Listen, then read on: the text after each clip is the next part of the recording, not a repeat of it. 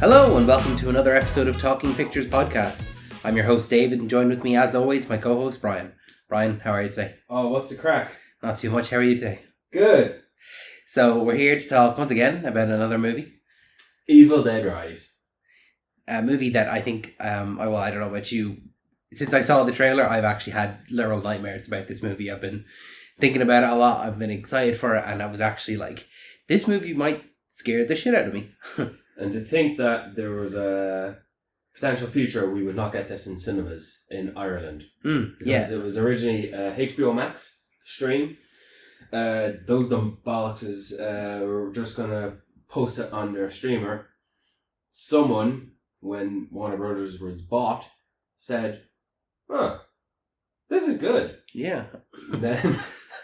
water wet. Yeah. So they threw it into cinemas and put a good marketing behind it. I think they had good test audiences that were like, this is quite good. You know, and so they kind of reevaluated it and said, maybe let's have a little bit of faith in what we're making here and put it out. Let's make a bit of money, you know? Yeah. Yeah, we'll see how that logic pans out to their other movies that they've transitioned from HBO Max releases to theatrical releases. But that's not for this episode. This is for Evil Dead Rise. Shout out to the Irish. I forget his name, but he's Irish. Lee Cronin. Lee Cronin. He did The Hole in the Ground. Yes. I remember him getting tapped to do this movie, and yeah, that's pretty cool. I didn't think his style would be adaptable, but I suppose he didn't really have a style for A Hole in the Ground. It was just like making a movie in Ireland, an Irish production, and I suppose now the Americans have him.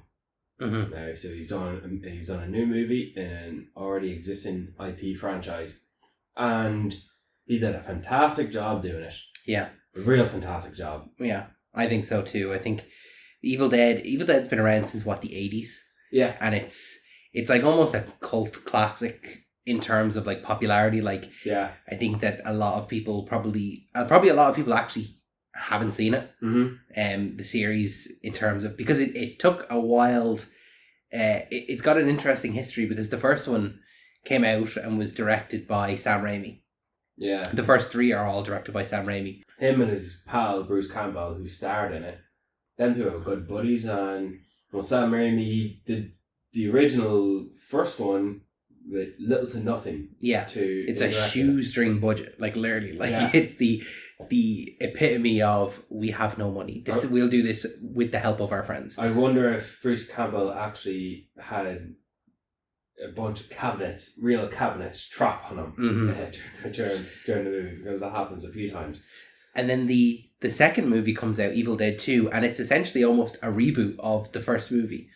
Because it comes out and it starts... retcons essentially the narrative of the first one by retelling it differently in the second one. In the first 5 to 10 minutes. Yes. It does it like that. It's like... And then the story of the second one kicks in. Mm-hmm. It's like just imagine the first movie played out differently as portrayed in these first 5 minutes, and then the second movie plays out how it plays out. And then the third movie comes along and it's completely different. It like takes a turn from like the horror genre to like a horror comedy. And it's, you know, the main character Ash is transported back in time and he's in medieval times fighting skeletons and demons and stuff. So it just kind of goes like off the walls in terms of those three movies of like, there's not really a full direction for them, but still they're all fun. You know, seems like they're having fun when they're making them. I didn't like Back to the Future 3 because of the drastic jump into the Old West. Mm-hmm. The same here for Army of Darkness. You can guess. I just don't want to talk about it. Okay, fair enough. It's not what the franchise established itself to be and continues to display itself right now as we watch these movies. Mm-hmm. The next one being the 2013 version. Yeah, which was essentially almost a remake. Pretty much it is. It is a remake. And that was directed by Fede Alvarez. Yeah. And it's essentially kind of the first movie again, but with a completely different group of people. A remake. Just a remake. But it still ranks up there with the first and second one. Like they're kind of on par and they're good, but just with a bit more modern day effects and graphics and stuff. And I remember, look, I watched the first two Evil Dead movies in school, and I liked them. You watched them in school? Oh yeah, yeah, secondary school. Jeez Louise. No, not in school. I was in school. Okay. No. God no. It's like, what teacher is showing you Evil Dead? The religion teacher. Someone who's got balls. Yeah. But I watched them with no, there was like maybe like next to 1 to 2 people I would chat to about them, and I remember they're doing a new one, the 2013 version one. And I remember I was in 6th year, and I think I had a bit of a Comic-Con presence. This Evil Dead 2013 one, and it didn't have any returning cast or anything like that, but it was produced by Sam Raimi, I think Bruce Campbell as well, and look, it was alright. It was not something I would feel happy going back to, because a certain someone rips off their hand and they don't even need to take an ibuprofen to dull out the pain. They just walk off, and I'm thinking, no. You should be on the brink of death. So that just took me out a little bit. But I did like the whole process and journey of our characters getting completely slaughtered by a bunch of household items. Yeah. And some of those traditions continue on into this new one. This one we just saw, 2013. No, sorry, 2020. 2023, a little bit later. Decades later. I think it's fair to say, like, with this new movie and the 2013 version, like you said there, with someone cutting off their arm entirely, these movies are gory. Yeah. If you are not a fan of gore, stay well away. Hopefully you've already watched the movie before coming to listen to us, but these movies are like, how much blood can we get on screen? How much blood can we get to cover these people? Because we're going to get that and more. Get us this much and then go get more. Yeah. And then once you got it all, just get like a little bit more. Just in case, just so we have it. I was thinking, we'll get into this later, but I was just thinking to do with the blood, how does that shit not get in your eyes? I know, right? It's like, or in your mouth. Whenever they're doing something like where someone getting sick and it's like, on their face, and it's in the eyes and the mouth, you're like, how are you not like... How are you not getting poisoned? Yeah. And like, after the elevator scene when a child, a minor, is completely devoured in this fake blood, and someone could get fired if that shit goes in her eyes, This is a child. She's like, actually, she might probably 8 in real life, but I don't know. It was good to see. I like the fake blood commitment this movie had than, let's say, the last It movie had. And it felt like it had an effect on the narrative than the last It movie had its fake blood for its narrative, This movie felt like it earned it because it committed to it. Yeah. Not just with blood, but the makeup effects on the decaying body limbs, and anyway, quite the commitment, and it's nice to see that Lee Cronin is able to commit to something that we would look and think, Sam Raimi, but it wasn't Sam Raimi. He only produced it. Even the title cards of the opening.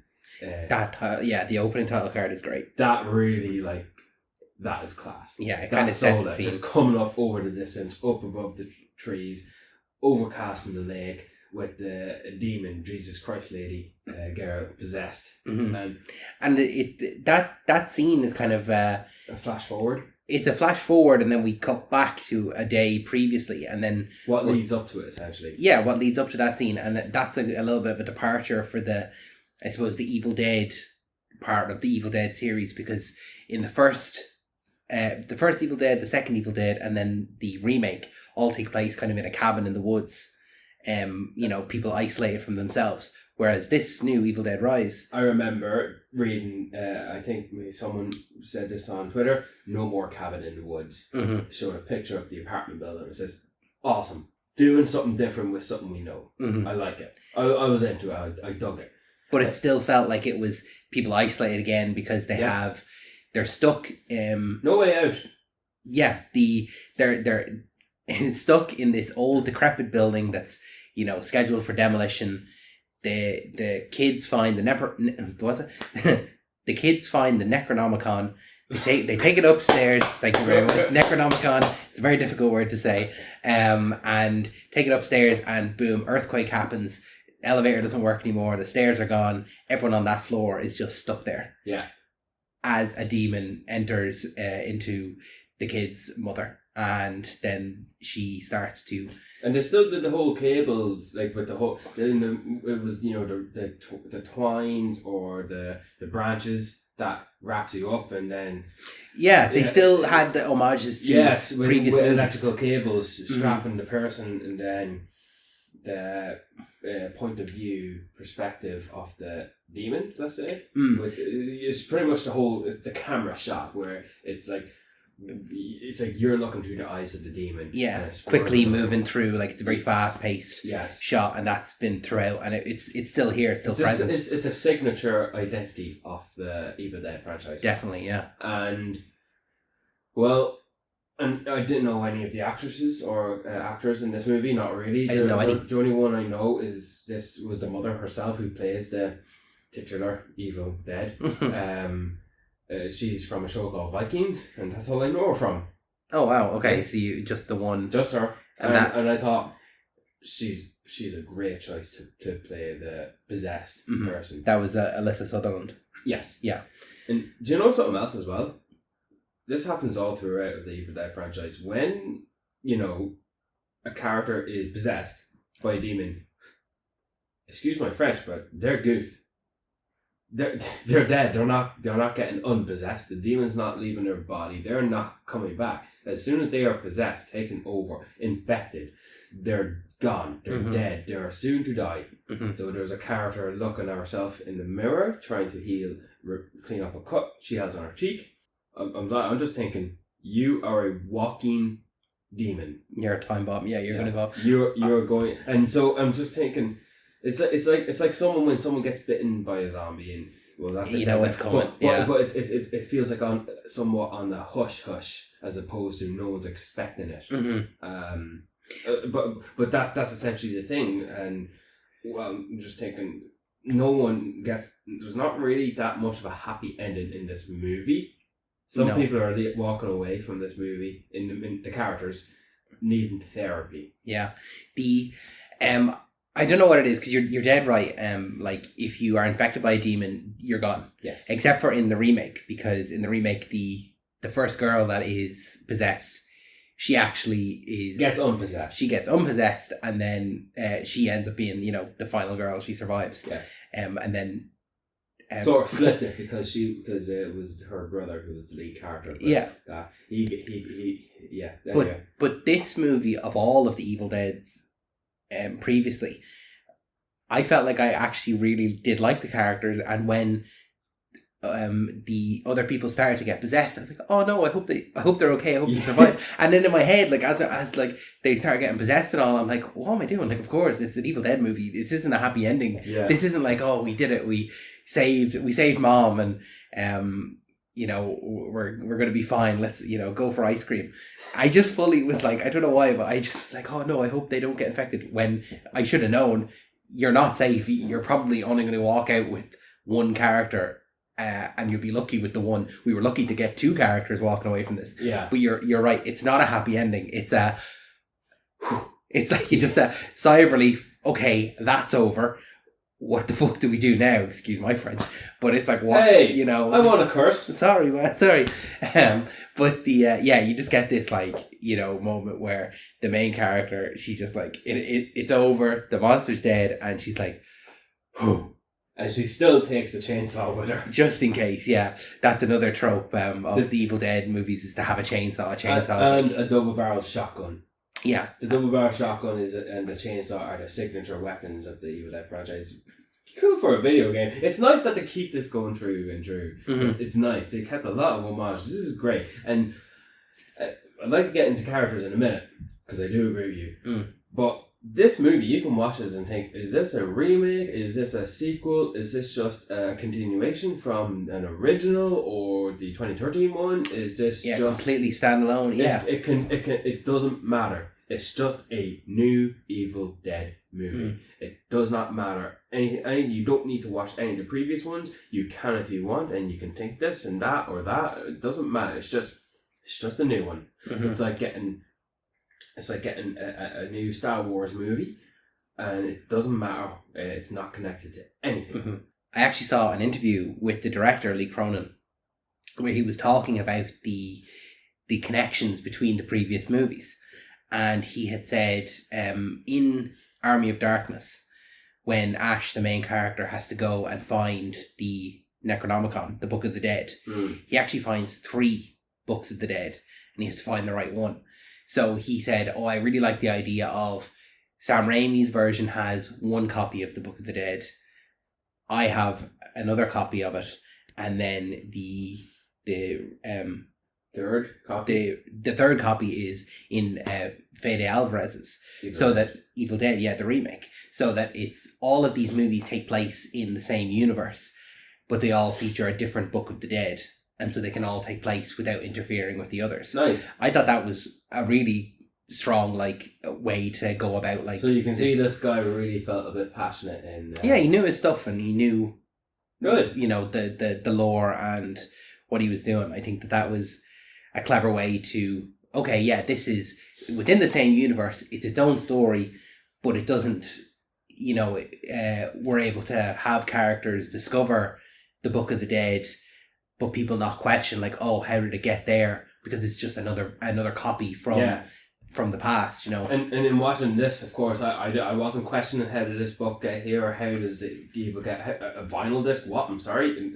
and these priests, who are they, but it wasn't questioning any of it. I was just happy to take it in and accept it as a new movie, and well, there you go, bit of backstory, folks. So shut up. So, Dave, the characters in this were great, alright? I really liked all the characters, Just, if you're going to watch it again, look at their eyes. Even before the Evil Dead was released, their eye acting is great. I feel like the director had a lot of things. Can you do this with your eye? Can you look at me this way? Can you react this way? Just look at their eyes. And then there's a couple of shots, and I like that shot where before the mother is possessed, she hugs all 3 of her kids. It's like, you're worth more than pizza, And then it's like, foreshadow where shit's gonna go down. And then that shot where humor aside, to kick the mother out of the apartment when she's possessed, and then banging on the door, and her sister, the lead character, barricading themselves in the room. You see that shot of the 3 children just sort of together. I'm just looking at their eyes, and it's good performances. It's all eye acting and all, but it is good performances. And another eye tactic through the keyhole. That was a great one. That was a great. I know it was a big moment in the trailer, but even still, I was excited to see that, of the little girl looking through the eye hole at the possessed mother as she tries to convince her to let her back into the apartment. That's a great scene. I think it's a great interaction. It's funny that the mother as a demon is decaying, limbs falling apart, covered in blood. It's just very not normal looking, and say, you don't look so good, Mom. It's like, nothing, a big hug and kiss for me will make better. And it's like, I'm sorry, that's not going to make you look better. That's not going to make you better. It's almost like Pennywise in a way. Yeah, but she's appealing to a child. Yes. And that's what Pennywise always did. That's how he got his victim. So you can see why a child as young as that, who's portrayed to be like 6 or 7, to see their mom outside and say, can you let me in? I just want a hug from you. Yeah. Why they would, even after all this, she's stabbed her auntie. She's, nearly needled her sister's eye. All the wounds and maims and the stabbing is a bit of a blur. Also with the keyhole, the eye hole. Was it the peephole? Was it? Peephole. Yeah, there's that scene where pretty much all the residents get killed in that one shot. Yeah. It rips the guy's throat out. You see the kid run across the hall, and then you see the mother just enter the peephole frame, walking into it, and then midway charges after the kid. Mhm. It's like, that would be so scary if that was coming towards you. And another homage in that scene as well, I don't know if you noticed it, where she pops someone eye out and then spits it into someone else's mouth across the room. Oh yeah, That was in, I think, Evil Dead 2. I can't remember. So, like, it was, once again, there, Lee Cronin knowing his stuff and, like, taking something that back in the 80s, a bit whimsical, and you like, oh my god, that is disgusting, that's horrible. You kind of change the content, like, you're not changing the context at all, but just like now with the better effects that we have, better practical effects and visual effects, that you're like, oh my god, that is disgusting. Whereas back then you're like, oh, that's really funny, that doesn't look real at all, to this being like, oh my god, I'm gonna be sick. Yeah. And then wasn't too, I'm glad they had a couple of red shirts to kill, aside from the family, and then the old man killing him. And it was all greatly done. It wasn't overbearing. Weren't too many characters. They were just like a bunch of red shirts, so to speak. And then, well, you can easily get infected and possessed just by a stab wound, because they've held the item that stabs you. That's how the first victim, in my opinion, gets infected. The teenage daughter, who, by the way, is she adopted? She looks like she was adopted. I don't think so. I didn't have any reason to believe that. I don't know. I just thought it was. I think the infection kind of takes place if any fluid comes from the possessed in contact with the. She was getting a bit of licky on her. Yeah, on her face. exactly. That's all it takes. So, yeah, after the whole bathroom, that happened all after the bathroom scene, which was also great. I love when the mother enters the living room from the bathroom, already staring down the direction of the aunt with the big smile on her face, and then sort of like trying to play fun with the knife, saying, "Ha, gonna get you." And then, well, that's when the teenage daughter gets infected, and well, everyone's thinking, whoa, gosh golly, what's going on here? And then one of the children is infected, and then when the aunt comes to find her, she's eating glass. Yeah, that whole scene, I think that was some of the trailer scenes that were scaring me, which was, her eating the glass, and then specifically the cheese grater. Oh yeah, the cheese grater. Oh yeah, that's like, talk about, let's be very specific in choosing our household items. Yeah. Well, like, even the eyes on her when they were glowing yellow, very, very, very visible in what she's looking at. If someone was looking at you like that, it's like, oh, no thank you. And well, you know, the trailers sort of gave away for me. It's like, okay, well, all the older kids are going to die. I knew that coming, so I tried to avoid the trailers. And then she eventually infects her brother, and he ends up dying before, and then coming back again. Yeah. And his eyes were like fully like grayed out, as if the eyes were rolling back in the head. That's like another homage. It's like, not all of them are going to look differently. Like, some of them are giggly and bubbly demons, and other ones are like very, I'm going to kill you, you're going to be dead. yes, Yeah. and some are like very vicious as well. Yeah. So they're not all the same, essentially. And then there's a few humorous moments. What did the aunt try to do to hit the main demon? And it's like, nope, fires them out of the room. And then running out to the hall and blowing a couple of limbs off, and then all the other residents coming to as demons. And you know what? It felt really like that was like, oh, an army is coming at you. Like, Yeah. you know, because there's so many of them. There was more than previously any other movie. There was. And how the hell are you going to get out of that situation? Well, Yeah. it was quite easy enough. The elevator just started working again. And I don't know where all the blood came from. Our department. And then, then the way to go to do the thing about it and just merge the children and the mother. Yeah, we haven't ever got that in an Evil Dead movie, where not all really. of the demons come together to make this big kind of glorious blob of people and limbs, and you're not sure exactly what's what and who's what. Bit disturbing to look at the silhouette of that charging area, which we did get a quick 2-second shot of. Yeah. Where it's like, okay, I can see you're sort of like all cast in as the actors in this series. There's strings sort of lifting you up, but you're running, but your whole body is in orbit. Anyway, quite disturbing shit. And then quite a few close calls, and the kid getting it. You know, well, the mother as the demon did foreshadow it. Oh yeah, I'm gonna cut you all up and then climb inside you. Essentially, they did foreshadow that, and that's what happened. And yeah, you know, get away from her, you bitch. The aunt comes in with the chainsaw, and well, they also foreshadowed that little wood chipper machine as well. Like they foreshadowed quite a lot in this. This is great storytelling. It's great according to, you know, what your lecturers are telling you, you know.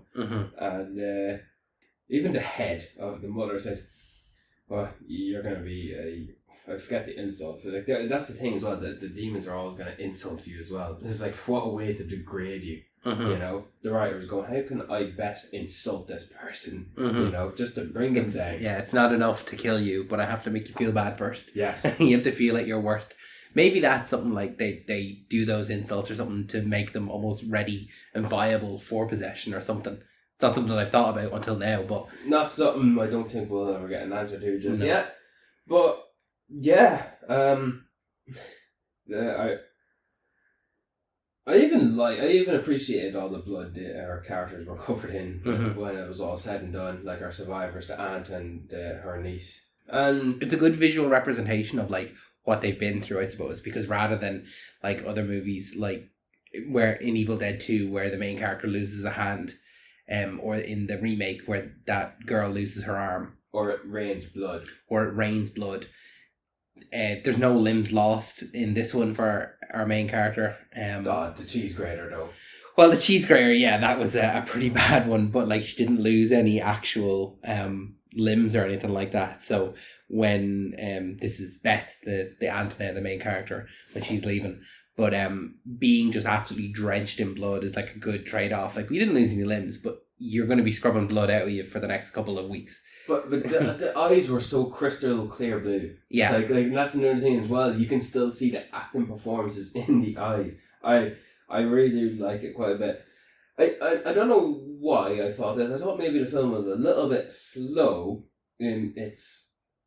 Took a little bit, yeah. Not even slow in getting to the whole madness, just like the whole process of getting one scene to the next scene to the next scene, wherever those scenes may be, just sort of a bit slow. Yeah, you know, because it was not as fast paced, not as like high octane, crazy madness. Just sort of like done very articulately. He directed it very. It's like I feel like he put a lot of focus in his direction, because you would have to do that in these type of movies when it's pretty much taking place in one location. You know? Over one night. Yeah. Yeah. Especially over one night. You're right, because it's a 96-minute film, but it felt like it didn't really kick off into it to maybe the 35-40 minute mark. Like, you spent a lot of time building up the characters and you kind of establishing the relationships between them. Yeah, well, like I said, I don't think it was slow in kicking into the craziness. I actually appreciate the whole build up, because I want to get to know the characters. I want to sort of like savor the last few moments before that happens, because I did think they did a good job. And you know what? The whole family, they're artists. They're all artists. They're all creative. Like, you see the mother. She's not like a typical Irish family. She's like, you know where the laundry is, dyeing her hair as red as my coffee cup lid, and the daughter, she's putting signs for protest, and her hair is cut short. The kid is in there mixing his music, and he's got some crazy hair, mohawk or mullet going on. The little girl, what's she doing? Dressing up? And then, she was cutting off the head of the doll. Oh, Remember, yeah. She was using that to fight poltergeists or something like that. I can't remember exactly what the joke was. And the Aunt Beth is a musician. She's a guitar technician, technician. Yeah. And then so like it was a family of artists. Like it was, and it was, you know, she was a loving mother. She was like, go take my car to get the, you know, pizza, so I can have a 1-to-1 with your aunt who's about to get pregnant, and there's probably no insurance in that, you know. That's what you're leaving this night off, you still have problems to deal with in the rest of to continue your life. Yeah. It's like, yeah, just lost my niece, my nephew, my sister, all possessed by demons. Well, I'm gonna have to raise my other niece as my own and give birth. And with this baby that I don't know if I want, or I don't think if I'll be a good mother or not. And do I have life insurance? No. Do I have health insurance? No. Am I homeless? Kinda. But that's not problems for the audiences.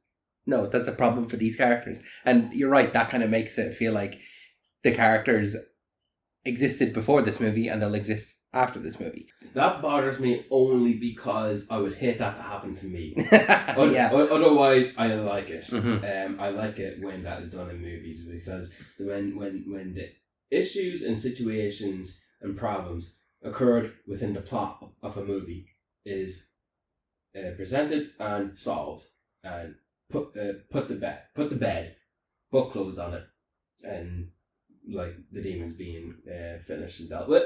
The problems for our characters in their own lives continues on, but not for us to watch. We're not gonna continue seeing stories about that. Mm-hmm.